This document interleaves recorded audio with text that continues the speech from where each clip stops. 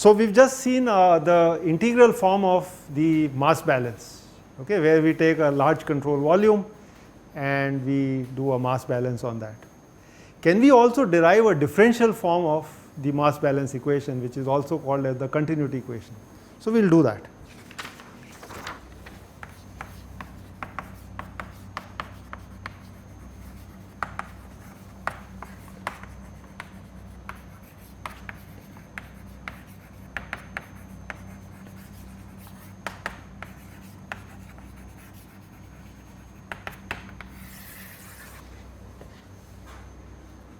So, there are two methods of doing this. So, I first want to show you the integral method which leads to a differential equation, and then I will show you another method. So, we have already done this, that from the Reynolds transport theorem for eta equal to 1, we get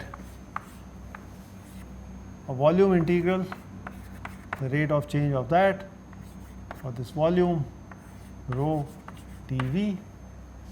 This is dm by dt, which of course we say this is 0, and then there is a term here which is minus over the control surface rho v dot v. So, if we bring the other term, the one on the right, to the left hand side, then I am going to get del by del t of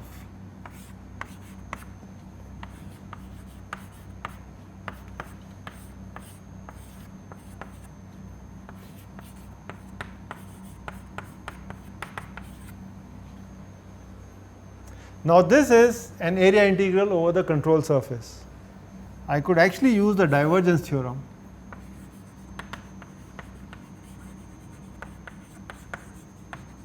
and convert this area integral into a volume integral, and then it would look like this. So, this would correspond to an integral over the volume, and then I would have to replace this quantity with divergence of rho v over the volume.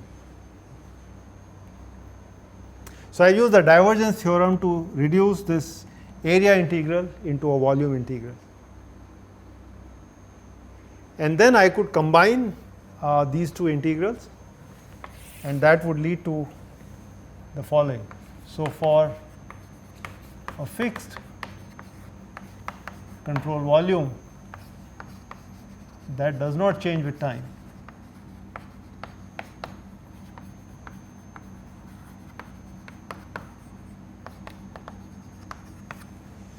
I would be able to write that del rho by del t plus divergence of rho v c. Now, this is true for any arbitrary control volume.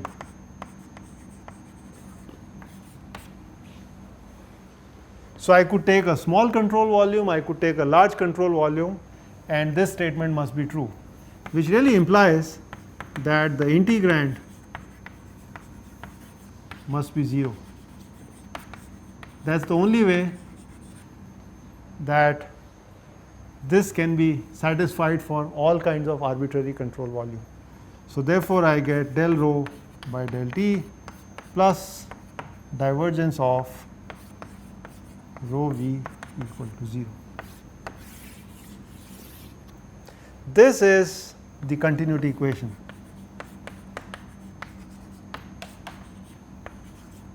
In the differential form. So, I can derive this at a point, but from an integral relationship. So, this is satisfied pointwise.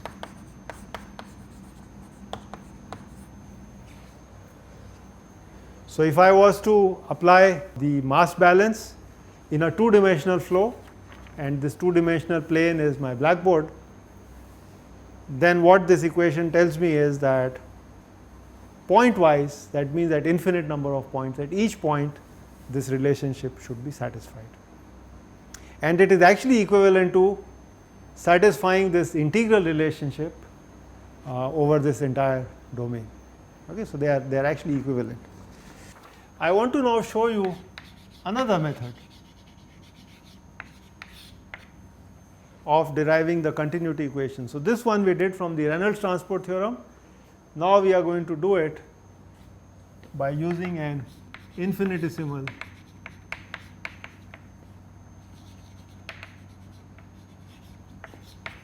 fluid element.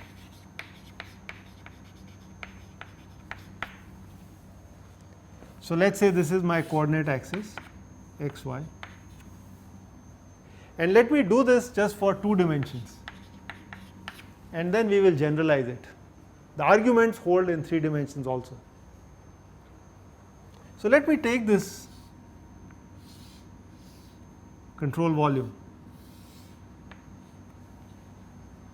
In fact, because it is a control volume, I should actually be looking at broken lines.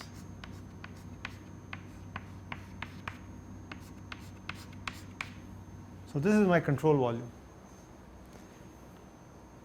And of course there is flow everywhere. So there is a velocity field V, maybe I will write it here, which is given as Vxi plus Vy j, because it's a two-dimensional flow. And note that Vx is a function of x, y, and t. So it changes from point to point, and it could also change with time. And likewise, Vy is a function of x, y, and t. If it was in three dimensions, then it would also depend on z. I am going to consider unit depth in z direction, which is really coming out of the plane of the blackboard. So I want to apply the conservation of mass to this small fluid element, and I already know that mass cannot be generated or destroyed. So as we did in the Reynolds transport theorem, the d capital M dt should be 0. So what is the mass inside the CV? And that you would see if I call this as dx and this as dy, then it is simply rho dx dy for a unit depth of this element. So if I want to look at the accumulation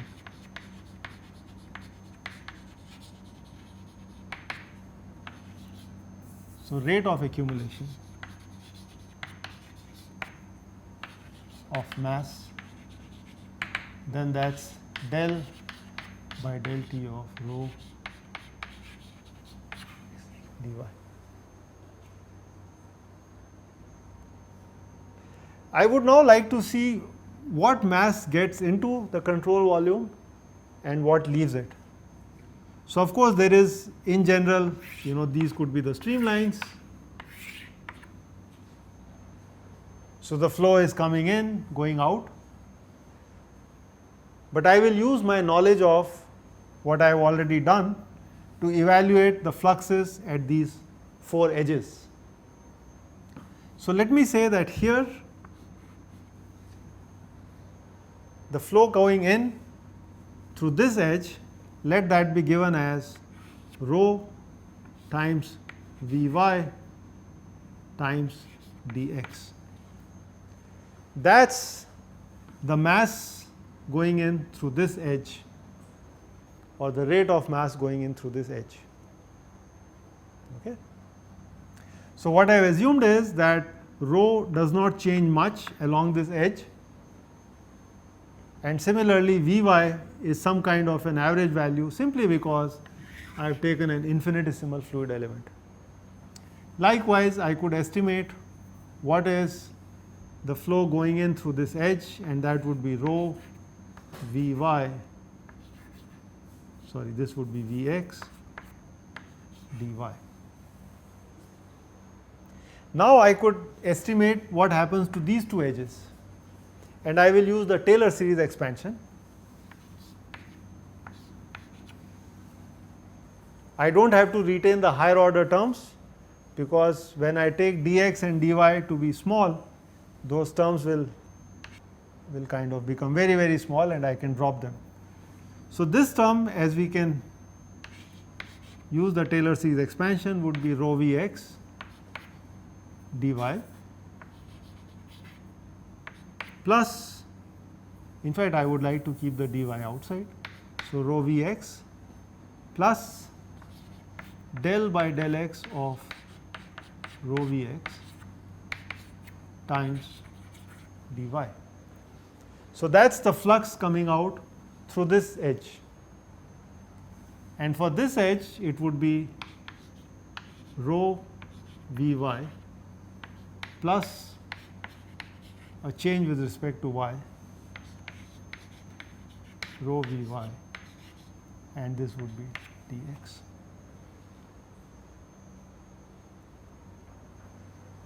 So, the net efflux,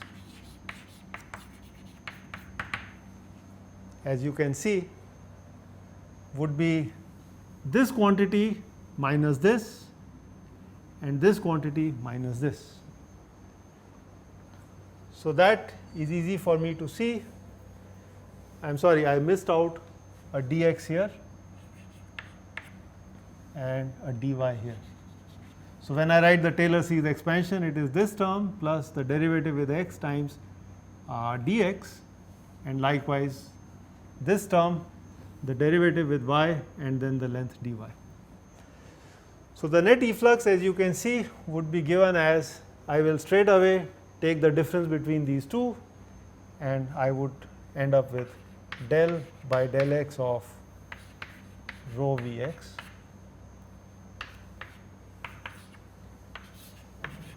dx dy, and from this term I would get del by del y of rho Vy.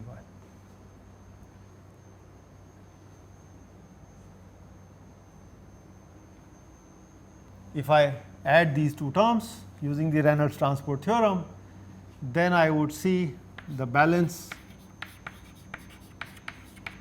would be that del by del t of rho dx dy should be del by del x of rho Vx, sorry, plus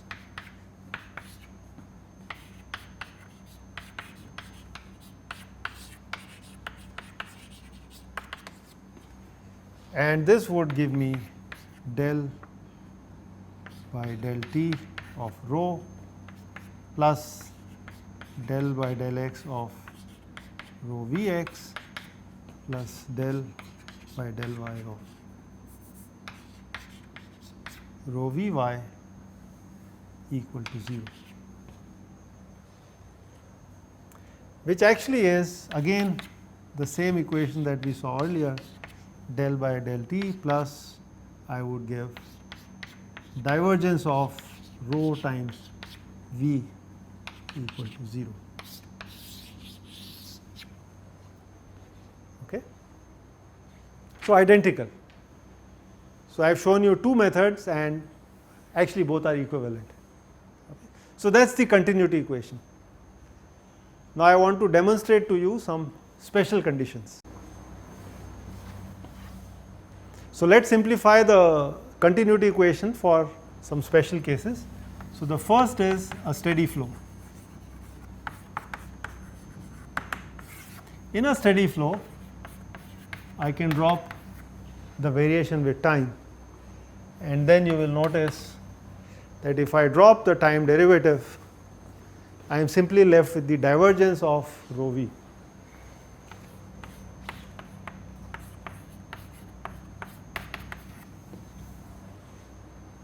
Okay. What happens if I have an incompressible flow?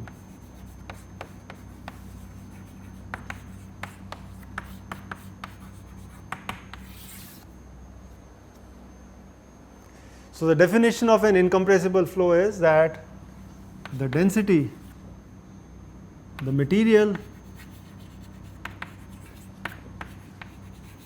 rate of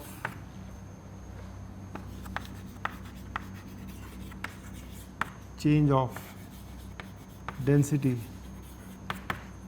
is 0 everywhere. So if I take a particular fluid element, let us say I take this fluid element may go somewhere in the flow, but as it convects, the density of this fluid element should not change.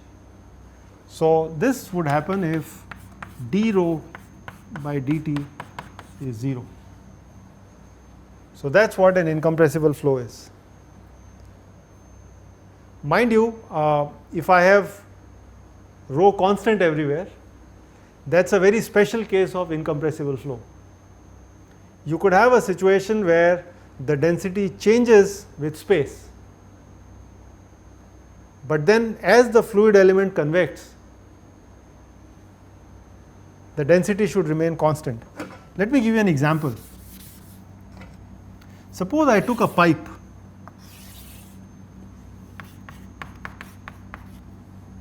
and I had an interface here. So this is oil and this is water. As you know, oil has lower density compared to water. So if I drew what is rho versus x, then this would be the interface. I would see a small density of oil and a larger density of water. So this is what the graph of rho versus x would look like for this pipe over here. Now suppose I am pushing the oil at certain speed v. You would notice that this interface would go here at time t plus dt, and this was at time t. And then the graph of the density would look something like this. So I would have oil up to here, all the way up to this point.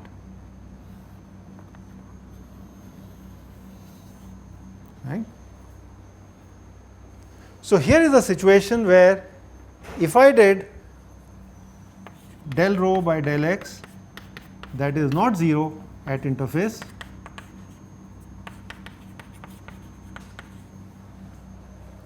and if I did del rho by del t in this zone,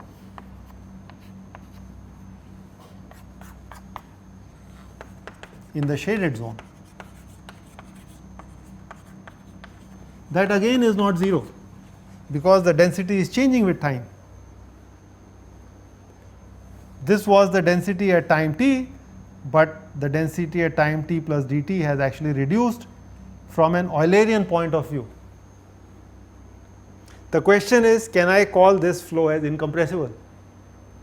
Because density is neither constant with x nor is it constant with time.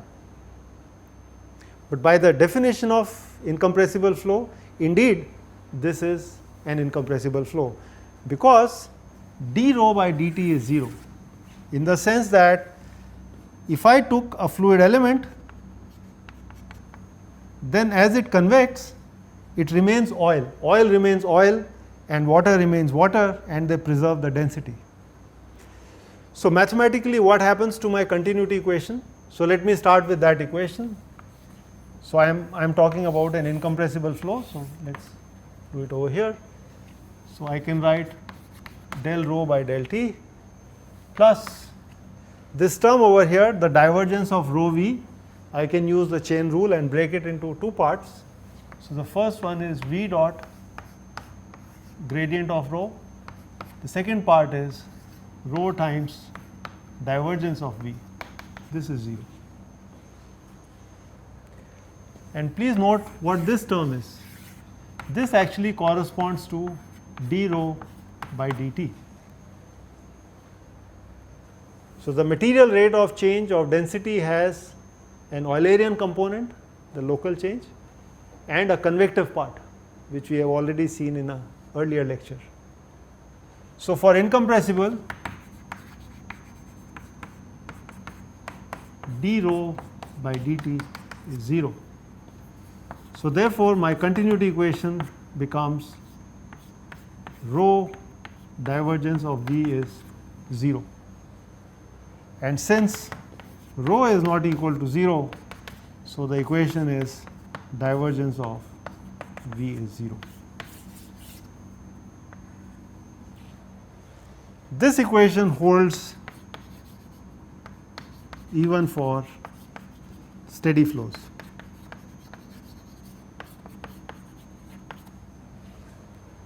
Okay. So let me recap for you what we did. We tried to derive the continuity equation, the differential form of it, and we used two methods, and as expected both of them give the same equation, which is over here. If I am looking at a steady flow, I can simply drop this term, the equation reduces to divergence of rho V equal to 0.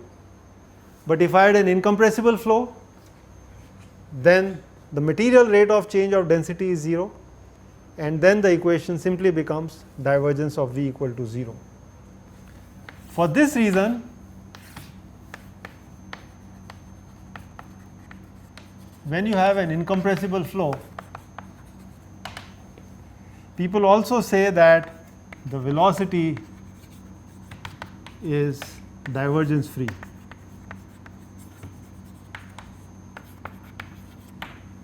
Or they may simply say that the continuity equation is simply the divergence free condition. Okay, it's just a way of referring to the continuity equation. Good, we will stop here, and in the next class we will talk about force balance using the Reynolds transport theorem. Thank you.